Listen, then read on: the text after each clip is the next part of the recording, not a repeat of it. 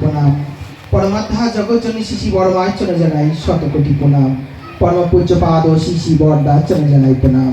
পরম পূজ্য পাদ আচার্য দেবের চরণে জানাই প্রণাম। পরম পূজনীয় অবিদ্যাদার চরণে জানাই প্রণাম। ঠাকুর পরিবারে যে যেখানে আছে সকলকে জানাই প্রণাম। উপস্থিত শ্রী ঠাকুরের দীক্ষাদাতা ঋত্বিক দেবতার চরণে জানাই প্রণাম। উপস্থিত সকল দাদা ও মায়েদের রানন্দিত জয় গুরু। আজ আমরা এসেছি মান্টু প্রমাণিকার আহ্বানে পরম দয়াল শ্রী ঠাকুরকে কেন্দ্র করে এই মহতী সৎসঙ্গে আমি পরম দয়ালের কাছে প্রার্থনা করি তারা সপরিবারে সপরিবেশে সুস্থ স্বাস্থ্য থেকে শ্রী ঠাকুরকে মাথায় নিয়ে চলে আরো থেকে আরোতর হয়ে উঠো। এই পরিবেশে যারা আছে প্রত্যেকের শারীরিক সুস্থতা ও পারিবারিক মঙ্গল প্রার্থনা করি পরম দয়ালের রাতুল রাঙা চরণে।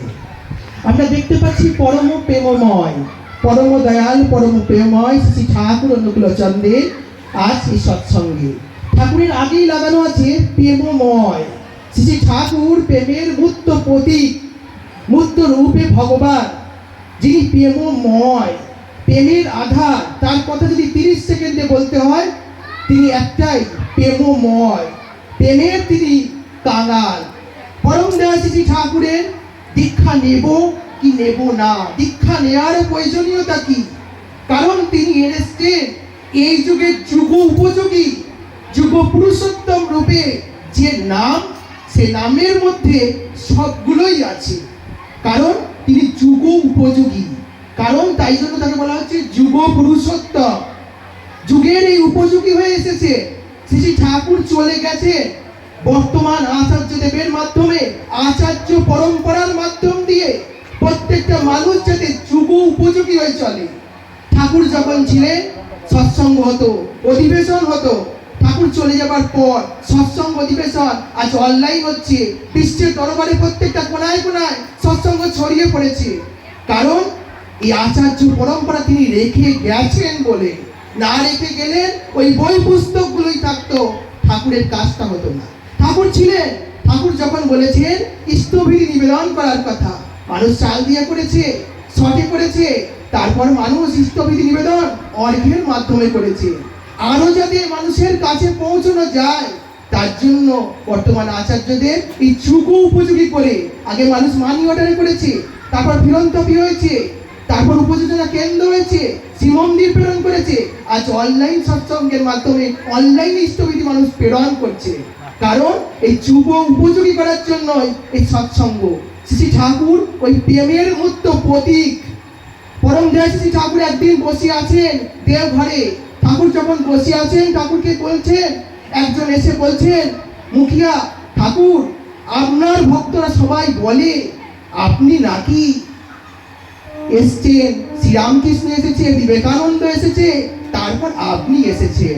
তা আপনি যদি তাই এসে থাকেন, সব কৃষ্ণ এসেছিল যখন, কৃষ্ণ যখন এলো তার কংস আমাকে বধ করার জন্য যখন এলো, কিন্তু তার তো অস্ত্র নিয়ে এসেছিল, আপনি তো কোনো অস্ত্র নিয়ে আসেননি, কোথায় দেখতে পাচ্ছি না তো আপনার অস্ত্র।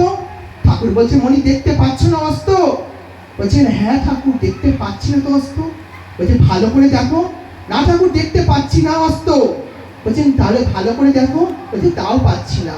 ঠাকুর বলছেন, আমি নিয়ে এসেছি প্রেম অস্ত্র, ওই প্রেম বাণ প্রত্যেকের হৃদয়কে জয় করার জন্য। একজন কংস ছিল, তাকে হত্যা করার জন্য একজন শ্রীকৃষ্ণের জন্ম হয়েছিল। একজন রাবণ ছিল বলে একজন রামচন্দ্রের জন্ম হয়েছিল। ঘরে ঘরে যে কংস মামা জন্মগ্রহণ করেছে, এই প্রবৃত্তিগুলোকে দমন করার জন্য পরম দয়াল শ্রী ঠাকুর এ যুগে এলেন যুগ উপযোগী হয়ে। পরম দয়াল শ্রী ঠাকুর, আমরা সমস্ত কথা বলছি, বলছেন ঘরের মধ্য থেকে আন্দোলন শুরু করে, ঘরের ভেতর থেকে, ঘরের বাইরে থেকে নয়। ঠাকুরের কাছে গেছে এক ডাক্তার মা, তার স্ত্রীও ডাক্তার, তার দাদাও ডাক্তার।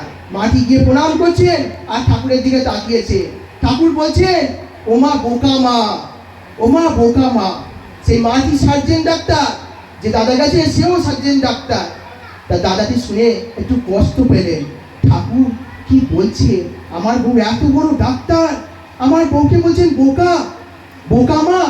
তখন ঠাকুরের কাছে গিয়ে প্রণাম করে জিজ্ঞেস করছেন, ঠাকুর আপনি আমার স্ত্রীকে কেন বললেন বোকা? ঠাকুর বলছেন, মা কেন বললাম জানেন দাদা?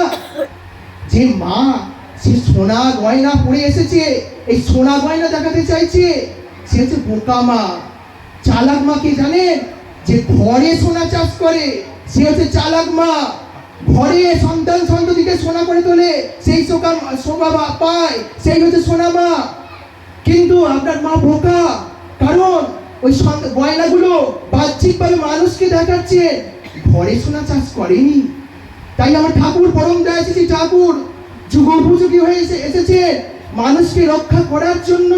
তিনি যুগোপযোগী, তিনি কিছুই চান না, তার আমাদের কাছে একটু ভালোবাসার প্রত্যাশা করে। ঠাকুর বলছেন 81 বছর দিব্য জীবনে তার আয় হচ্ছে মানুষ, ব্যয় হচ্ছে তার ভালোবাসা। এই ভালোবাসা চাইছে। ঠাকুরের কাছে এসছেন দুই ভক্ত, ঠাকুরের কাছে এসছেন ঠাকুরের কাছে আসবার জন্য, তাদের খুব আকাঙ্ক্ষা, ঠাকুরের সৎ দীক্ষা পেয়েছেন। কিন্তু সবাই বলে ঠাকুর যখন আছে একবার অন্তত ঠাকুরকে গিয়ে তুমি গুরু ধরেছো তো, গুরুর কাছে গিয়ে গুরুকে স্মরণ করে এসো, তাকে চোখে দেখিয়ে এসো। বর্তমান আচার্যদেব একদিন এই ঘটনাটা বলছে। ওই দুই দাদা বেরিয়েছেন ঠাকুর দর্শন করার জন্য। ঠাকুর আছেন বাংলাদেশ থেকে হাঁটতে হাঁটতে আসছেন, ঠাকুর রয়েছেন দেওঘরে, ঠাকুরের কাছে আসছেন।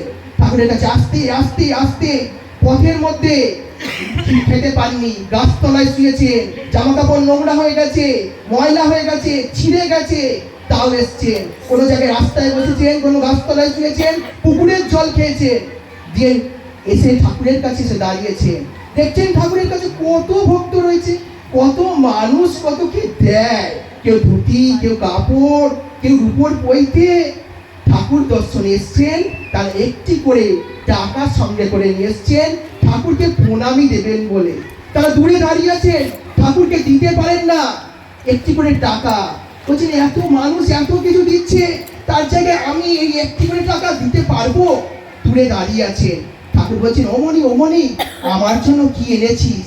ঠাকুর হাতটা বাড়িয়ে দিচ্ছেন। আর ওই দাদা কি করছেন? দাদা যখন হাতটা বাড়িয়ে বলছে দে আমায়, ঠাকুরের হাতটা বাড়িয়ে দিচ্ছেন আর ওই দাদা দিচ্ছেন, আর তার টস টস করে চোখ দিয়ে জল পড়ছে। কি ভাবছেন? বলছে এত মানুষ এত কিছু দিচ্ছেন, ওই ডালার মধ্যে পড়ে রয়েছে, ঠাকুর একটাও ছুঁয়ে দেখছেন না। আমার ওই একটি টাকা, ওই একটি কানা করি, ঠাকুর আমার থেকে এত আকুলতার সঙ্গে নিচ্ছে।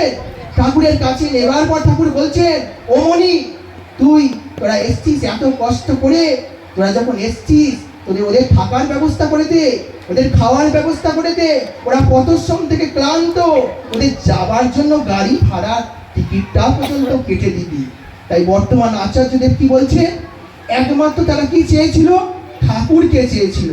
ঠাকুরকে চেয়েছিল বলে তাদের সবগুলো পাওয়া হলো।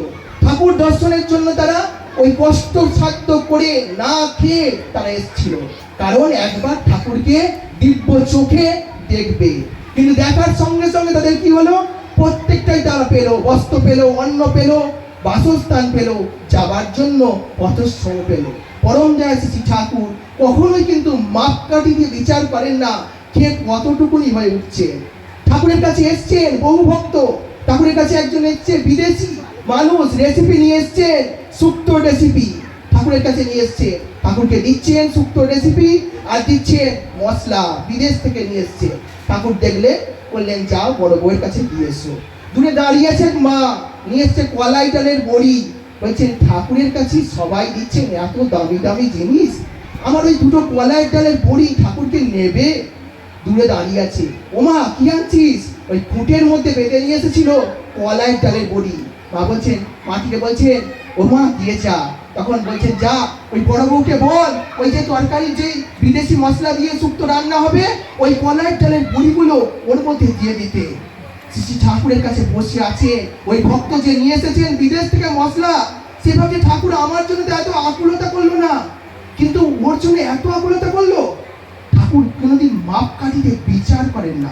ঠাকুরের কাছে বসে আছে, ঠাকুর বসে আছেন, ঠাকুরের কাছে দুই কতিপয় ভক্ত এসছে। ঠাকুরের কাছে আসার পর এক ভক্তকে ঠাকুর জিজ্ঞেস করছে ওই কবে এলি রে, তোর বাড়িতে কেমন কেমন সবাই আছে, তোর পরিবারে কি কেমন আছে, তো সবাই ভালো আছে তো? সবার কথা জিজ্ঞেস করছে। আর একজনও তার বন্ধু এসছে, তাকে কিন্তু কিছুই জিজ্ঞেস করে না। তার মনে দুঃখ হলো আমরা দুজনই এক জায়গাতে গেলাম, ঠাকুর আমাকে জিজ্ঞেস করছে, ওকে জিজ্ঞেস করছে, আমায় জিজ্ঞেস করে না, তাহলে ঠাকুর কি আমাকে পছন্দ করে না? সে প্রণাম করে ঠাকুরকে বলছে, ঠাকুর আমি যাই এবার, আমার এখানে থেকে আর কাজ নেই, আমি যাই। ঠাকুর বলছেন, মণি এই দেখ দুটো বসে আছে, একটা কুকুর একটা বিড়াল। এই বিড়ালটাকে আমি কত ভালোবাসি, কত যত্ন করি, কত সেবা করি, কত ভালো ভালো জিনিস খাওয়াই, কিন্তু বিড়ালটা একটু অলক্ষিত পা লাগে ঘ্যাট করে আমাকে কামড়াতে আসে, আঁচড় কাটতে আসে। এই কুকুরটা ওকে আমি ভালোবাসি না, ওকে যত্ন করি না, ওকে খায়ও না, তাও ও কিন্তু আমার কাছে ওই ল্যাজ গুটিয়ে পড়ে থাকে। আমার লাভ লাগলেও ও কিন্তু একবার সরে উঠে কামড়ায় না। তাই ঠাকুর আমাদের এই ভালোবাসা আমাদের করে তুলতে চেয়েছেন। জয় গুরু, বন্দে পুরুষোত্তম।